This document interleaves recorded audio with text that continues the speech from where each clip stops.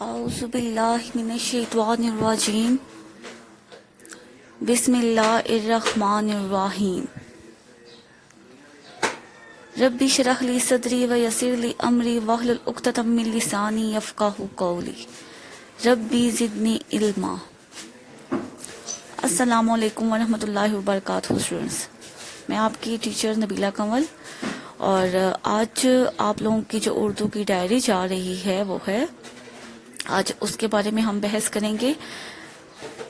سب سے پہلے lecture number 9، دن بدھ 6 مئی سن 2020، جماعت نہم جونیئر، مضمون اردو الف۔ عنوان جو آپ کا ہے وہ ہے سبق نمبر 7، جس کا نام ہے آرام و سکون، اور سبق آرام و سکون آپ کا صفحہ نمبر 46 پر دیا گیا ہے۔ سرگرمی پر آ جاتے ہیں۔ آپ نے ڈاکٹر اور مریض کے درمیان مکالمہ تحریر کرنا ہے۔ سبق پر آ جاتے ہیں۔ سب سے پہلے مصنف کا تعارف۔ اس سبق کے جو مصنف ہیں سید امتیاز علی تاج ہیں۔ 1900 میں وہ پیدا ہوئے تھے اور 1970 میں انہوں نے وفات پائی تھی۔ ان کے والد جو سے تھے ان کو شمس العلماء کا خطاب ملا تھا۔ 1932 میں انہوں نے مشہور ڈرامہ انارکلی لکھا۔ ان کے جو مزاحیہ سکیچ تھے وہ چچا چھکن کے نام سے شائع ہوئے، اور وہ رسالہ تہذیب نسواں اور پھول کے مدیر بھی رہے۔ ریڈیو پروگرام پاکستان ہمارا ہے شروع کیا، اور بہت زیادہ ڈرامے وغیرہ بھی انہوں نے لکھے۔ تو امتیاز علی تاج کے جو ڈرامے ہیں وہ بہت زیادہ سادہ اور بے تکلف ہیں، ان کی زبان سلیس اور رواں ہے۔ اب آ جاتے ہیں سبق پہ۔ سبق آرام و سکون کا اب خلاصہ پڑھ لیتے ہیں۔ اس سبق کے جو درجہ ذیل نکات ہیں وہ میں آپ کو بتا دیتی ہوں کہ میاں جو ان سے ہوتے ہیں وہ بیمار ہوتے ہیں۔ ڈاکٹر نے انہیں آرام کا مشورہ دیا ہوتا ہے کہ آپ نے آرام کرنا ہے، لیکن جو ان کی بیوی ہوتی ہے وہی ان کے آرام کی دشمن بنی جاتی ہے۔ وہ بہت زیادہ شور کرتی ہے، کیونکہ بیوی جو سی ہے وہ باتیں بہت زیادہ کرتی ہے۔ پرہیزی کھانے کے سوالات، پرہیزی کھانا بناتی نہیں ہے، بس سوالات ہی میاں صاحب سے پوچھتی رہتی ہے، اور میاں صاحب کے سامنے ہی وہ نوکر کو بھی ڈانٹ ڈپٹ کر دیتی ہے۔ اتنے میں جو ہے وہ جو پانی بھرنے والا ہوتا ہے تاشکی، اس کی بھی وہ ڈانٹ ڈپٹ اسے کرتی ہے۔ پھر گنڈی نہ ملنے پر بھی شور وغیرہ کرتی ہے۔ بچے کی گاڑی کا شور پھر آ جاتا ہے، جو بچہ گھر میں ہوتا ہے وہ گاڑی سے شور مچا رہا ہوتا ہے۔ اور اس کے بعد جو بیوی کی جو ہوتی ہے وہ ڈانٹ، اس کو فون کی گھنٹی بجتی ہے تو بیوی جو سی ہے وہ ڈانٹنا شروع کر دیتی ہے میاں صاحب کو کہ آپ نے فون کیوں اٹھایا، پوچھا کیوں نہیں کہ وہ کس کا فون تھا اور وہ کیا کہہ رہی تھی۔ اس کے بعد ہمسائے کے گھر سے ہارمونیم کی آواز آنا شروع ہو جاتی ہے، اور ہارمونیم کی آواز سے میاں صاحب بہت زیادہ تنگ پڑ جاتے ہیں، اور میاں کی جو بے سکونی ہے اس میں اضافہ ہو جاتا ہے، کیونکہ ایک تو گھر میں جو ان کی بیوی ہے وہ بہت زیادہ شور مچا رہی ہوتی ہے، کبھی وہ نوکر کو ڈانٹ ڈپٹ کر رہی ہوتی ہے، کبھی میاں کو پرہیزی کھانے کے سوالات پوچھ کر ان کی جو آرام ہے اس میں خلل ڈال رہی ہوتی ہے۔ اور اس کے بعد جو میاں اتنے زیادہ تنگ آ جاتے ہیں کہ وہ دفتر جانے کے لیے تیار ہو جاتے ہیں۔ تو سبق آرام و سکون کا خلاصہ پڑھ لیتے ہیں۔ اس سبق میں سید امتیاز علی تاج نے آرام و سکون کی ضرورت اور اہمیت کو اجاگر کیا ہے۔ مصنف کہتے ہیں کہ میاں کام کی کثرت کے باعث بیمار پڑے تھے۔ ڈاکٹر صاحب نے مکمل آرام کا مشورہ دیا۔ بیگم صاحب شکایت کرتی ہیں کہ میں میاں کو آرام کی تاکید کرتی ہوں مگر وہ میری باتوں پر کان نہیں دھرتے۔ ڈاکٹر صاحب کے چلے جانے کے بعد بیگم صاحبہ بڑے زور و شور سے میاں کو آرام کی تاکید کرتی ہیں، مگر در حقیقت وہی آرام و سکون کی سب سے بڑی دشمن ہے۔ وہ میاں کے سر پر مسلط ہیں اور خواہ مخواہ اپنی بطونی پن سے میاں کو بولنے پر مجبور کرتی ہیں۔ کبھی میاں صاحب کو لاپرواہی پر برتنے پر طنز کر رہی ہیں تو کبھی پرہیزی کھانے کے بارے میں پوچھ رہی ہیں، مگر کھانوں کی ایک لمبی فہرست گنوانے کے بعد بھی انہیں پکانے کی نوبت نہیں آتی۔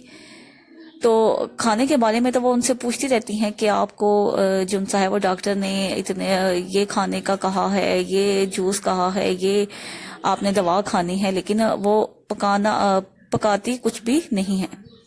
اگر کچھ دیر کے لیے میاں سے توجہ ہٹتی ہے تو نوکر کی کم بختی آ جاتی ہے، یعنی کہ میاں سے جب ان کی توجہ ہٹتی ہے تو وہ نوکر کو ڈانٹنا شروع کر دیتی ہیں۔ نوکر کا معاملہ اب بھی ختم نہیں ہوتا کہ پانی دیر سے لانے پر معاشقی کی شامت آ جاتی ہے کہ تم نے پانی جون سا ہے وہ دیر سے کیوں لایا۔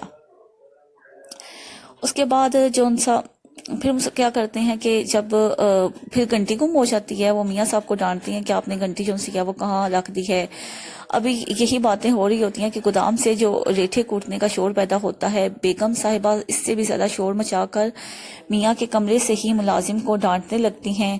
اس دوران ان کے بچے کی گاڑی کا شور بلند ہوتا ہے اور بیگم صاحبہ اسے پیار سے سمجھانے کے بجائے غصے اور ڈانٹ ڈپٹ سے کام لیتی ہیں۔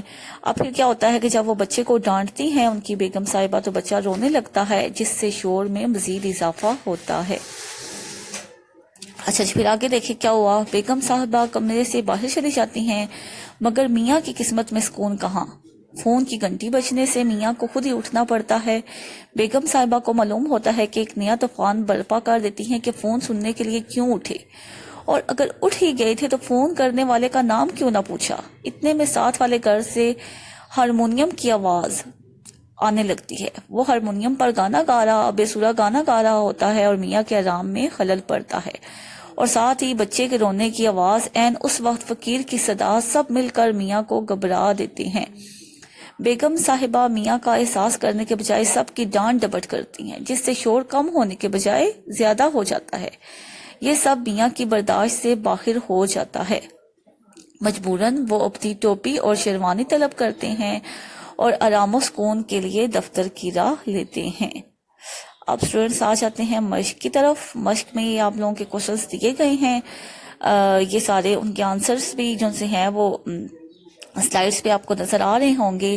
یہ آپ کے جو ہیں وہ مشقی سوالات ہیں، الف بے جیم دال، ٹھیک ہے۔ الف آرام و سکون نہ کیا جائے تو کیا نتیجہ نکلتا ہے، اور ڈرامے سے کیا سبق ملتا ہے، دفتر جانے کے لیے میاں کیوں تیار ہو جاتا ہے، شور کی آلودگی کا ہماری صحت پر کیا اثر پڑتا ہے۔ اچھا جی، اس کے بعد صحت مند رہنے کے لیے کیا باتیں ضروری ہیں، وہ ساری باتیں جو سی ہیں وہ نیچے اس کے جواب میں لکھی گئی ہیں۔ اور جو آخری کوسچن ہے وہ ہے، ہمسائے کی کون سی حرکت سے میاں کے آرام میں خلل پڑ رہا تھا۔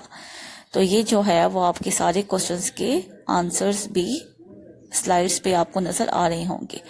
اچھا اسٹوڈنٹس، ڈائری ہے اب آپ کی، جو سبق آپ کو آرام و سکون جو میں نے ابھی آپ کو پڑھایا، اس کا آپ نے مصنف کا تعارف بھی یاد کرنا ہے اور سبق بھی مکمل یاد کرنا ہے، یعنی کہ مشقی سوالات، مشق میں جتنے بھی کوشچنز آ رہے ہیں اور مصنف کا تعارف بھی آپ لوگوں نے یاد کرنا ہے۔ امید کرتی ہوں ڈائری آپ کو سمجھ آ گئی ہوگی۔ دعا کے ساتھ آپ لیکچر کا اختتام کرتے ہیں۔ سبحانک اللہم و بحمدک، اشہد ان لا الہ الا انت، استغفرک و اتوب الیک۔ اللہ حافظ۔